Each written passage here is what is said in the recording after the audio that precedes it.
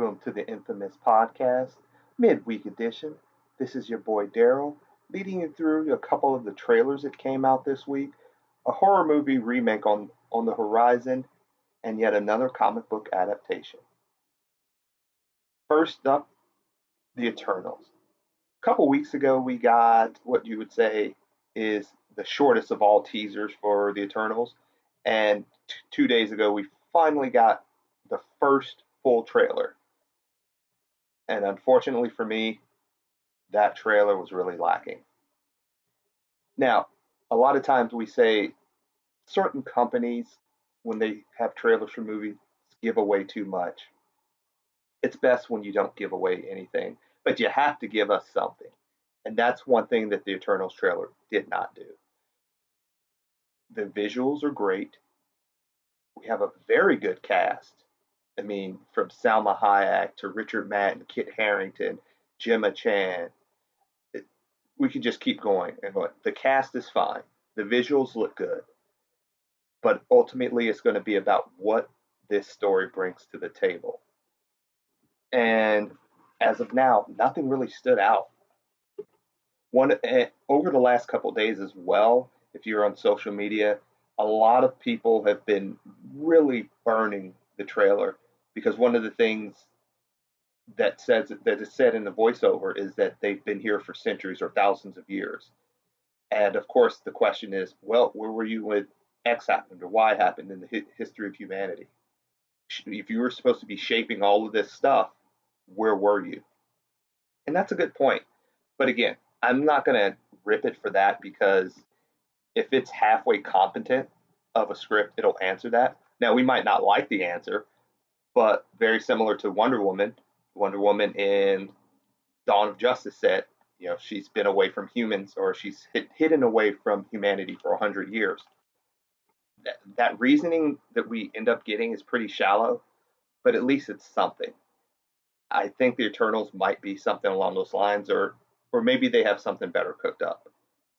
Now, as it stands, this is going to be the third of the 4 Marvel MCU movies we're going to get this summer, or not this summer, but this year in 2021. Pretty much all of them, Black Widow, Shang-Chi, and now the Eternals, were scheduled for 2020. But then there was a little something that happened in 2020. I can't remember what it was. But with that being said, if this wasn't an MCU movie, I'd have no interest in it. It is an MCU movie, and for the most part, I trust Kevin Feige and the creative team at Marvel, despite some of the uneasiness that I've started to get with some of the things that have been coming out, how they're looking at movies, how they're trying to make movies now in the MCU.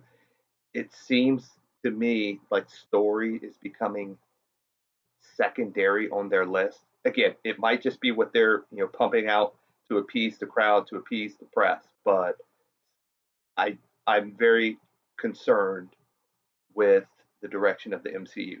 And again, we had 10 great years. There could be another 5 years in the bank that we're waiting for that we'll get, or it could be the beginning of the end. Who knows? But as of now, as of what we've seen so far, the Eternals trailer, meh at best. Granted, it's not coming to theaters until November 5th. We'll get another trailer by then that'll tell us a little bit more about the story, maybe give us shots of who the main antagonist will be. So I will say in this regard, my hopes aren't too high, but I'm not going to just crap on the movie. I'll just say I'll see what I see when I actually get into the theater. Next on the list, again, another trailer that didn't give me the goods that I was looking for is Gunpowder Milkshake. Granted, I knew nothing about this movie up until maybe a week ago. I knew nothing about it. The tagline here is 3 generations of women fight back against those who could take everything from them. What the trailer gives us is your standard generic, assassin film. And this is kind of a trope that's been going on since 2017. We've had probably 6, 7 that I know of where the assassins are females. For example, we had Atomic Blonde started it off, which, by the way, was a great movie. I loved Atomic Blonde. Anna, which I actually liked. Ava, Peppermint, Red Sparrow, Proud Mary. Never saw Proud Mary, but the other three, very mediocre. Didn't bring anything to the table. Hopefully, this will do the same. This will do something because the cast in this is great. You have Karen Gillan of Nebula fame in Guardians of the Galaxy. She also played in the remake of Jumanji, which, as remakes go, that was very entertaining. You have Lena Headey, also from 300 and Game of Thrones fame. Angela Bassett, Carla Gugino, Paul Giamatti. You have Michelle Yeoh. This is a very, very, not just solid, very good cast. It's just that the trailer, flying armbar aside, just didn't bring anything to the table. I look back on John Wick, which I'm embarrassed to say I never saw in theaters, but John Wick, the movie itself, like when you think of, okay, you have an assassin looking for revenge, that story was told 100 times, many different ways.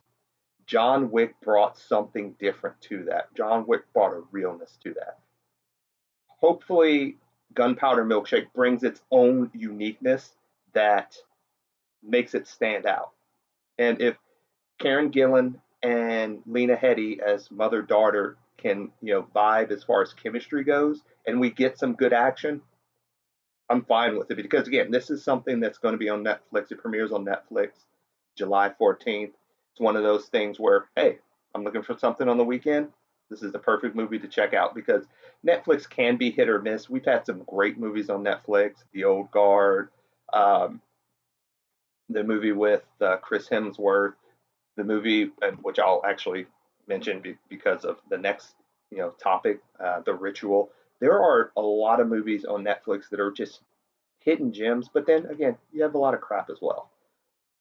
I don't know where Gunpowder Milkshake's gonna end up. It might just be right in the middle. I'm hoping it's just one of those that, hey, if it can get a 7 from me, that's good enough.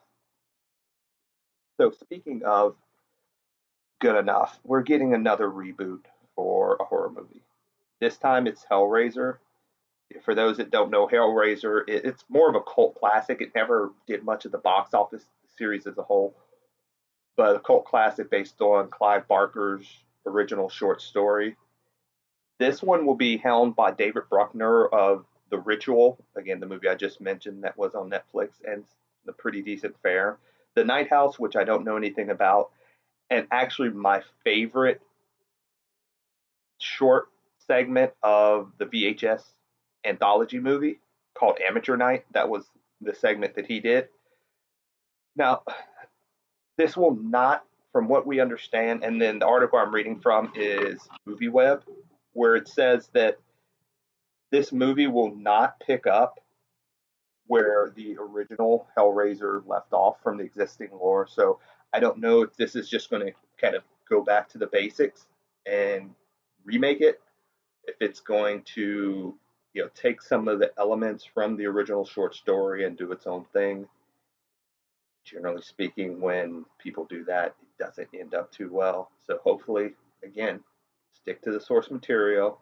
You can put your little spin on it, but again, I know Hellraiser isn't what you would call modern art masterpieces, but at least the first two were pretty decent. Funny enough, though, this isn't the only Hellraiser. While movie will be going straight to Hulu, HBO is developing a Hellraiser series with Clive Barker as executive producer.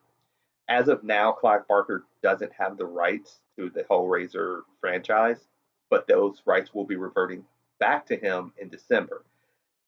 I don't think that's going to affect the Hellraiser movie on Hulu or anything along those lines. But this reminds me in a way of the whole Quicksilver kerfuffle when he was in Age of Ultron, and then when he was in X-Men: Days of Future Past, around that same time frame. It's kind of like one of those to me. Again, who knows which one will be better? I think I like the idea of a series more than a movie, particularly with Clive Barker being executive producer on the movie. Doesn't mean it's going to be good. Robert Kirkman was heavily involved in the Invincible series, and we know how that turned out. For those of us who love the comic, at least, I understand why people who didn't know the comic would like it. I know I would. So just because the original creator is a part of what's going on doesn't mean this that it's going to be good. With that being said, I'd much rather have Barker in on this, because especially if he's going to take the tones of the first two Hellraisers, which I actually enjoyed, and there's potential now with what 25 plus years later to update some of the technology and special effects to make it a cleaner, more visual experience, if that makes sense. Finally, let's go back to the comic book adaptation. And speaking of Robert Kirkman, hardcore, and this is from an article from Collider, where it says that Adam Wingard, who directed Godzilla versus Kong, he also directed I won't even say forgettable, the Death Note adaptation that was on Netflix, which was an absolute train wreck of a movie. And again, this is from someone who wasn't a huge fan of the original anime, manga, what have you. They did the original source material dirty in there. But also, Wingard is known for some of the cult hits like You're Next and The Guest, neither of which have I seen. He also had the Blair Witch reboot in 2016. But he's also attached to several other high profile projects, including a Face Off sequel from Paramount. We don't need one. And a hybrid CG Thundercats film. Let's just hope it's not like the Thundercats from the Cartoon Network that from a couple years ago. Please, let's make it real, okay? So a little bit of background on hardcore. It's based on a comic created by Kirkman and Mark Silvestri from X-Men, Witchblade, Darkness, Cyberforce fame. It premiered in 2018, and it actually sounds like a very interesting comic, and it's one I granted haven't read yet. I think I'll probably check it out. So the story follows Agent Drake and the Hardcore program in a reality where any person can be turned into a human drone to get to targets that normal soldiers can't. So think of Agent Smith in the Matrix movies when he's going after Neo and he's just like jumping into bodies of people in the Matrix.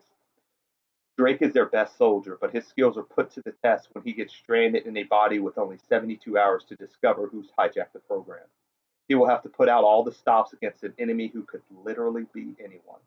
The mind-bending story will be Wingard's first foray into the comic book world. Again, looking at his list, Wingard is, I would call him serviceable.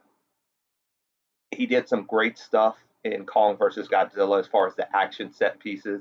The story was lacking. Hopefully, and again, I haven't seen You're Next or The Guest, so maybe his character driven stories might be a little bit better than I'm giving him credit for from what I've seen. And again, Death Note was a train wreck of a movie. So I'm not sure how to take this because, again, I don't know anything about the source material. I don't know how good hardcore is. I don't know the type of, people. If there is anybody listening to this that has, experience with this and that loves this, let me know what you think about Wingard taking this or getting this adaptation to, putting it on the big screen. Yeah, and one of the things I actually, when I thought about, I know I mentioned the Agent Smith comparison, but it also put me in mind of Harsh Realm, which was a show on Fox back in the late 90s, where it was a war back in VR. They were trying to kill this general that was leading an army into VR. But also, there was an X Files movie where there was this guy that was, I believe he'd lost his arms and legs, but he could psychically invade someone else's consciousness and make them do whatever he wanted them to do. Pretty much like this. So who knows where that's going to go? Again, there's no real word on when production will start. I think they're just they just signed this. They just brought him on board.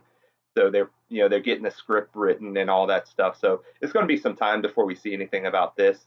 And I'm not sure if it's going to be jumping ahead of his Face Off sequel and Thundercats film, or if it's going to be put at the head of the line, or who knows. But With that being said, that was just the quick midweek news bites for you all. One thing I want you all to know: these midweek, this is not something like a bonus episode. This is going to be more of a regular thing, and sometimes it'll be Brian with the news. Sometimes it'll be me. When it's me, there are things that I love that Brian doesn't particularly like, such as anime. I have to say I just started Demon Slayer a couple of nights ago. I know, late to the party. I also need to start up on My Hero Academia season 5. So you might see more. You'll probably see more anime in these segments, but also maybe some more video game news because I'm a huge gamer. I'm a PS4, so I'm always looking for new games.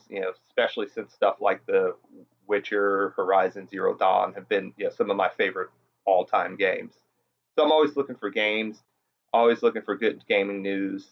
Still haven't gotten my PS5 yet. But anyway, with that being said, I hope you all enjoyed this. Leave some comments down there. Let me know what you want to hear, what you want us to talk about next. And if that's all, see you later.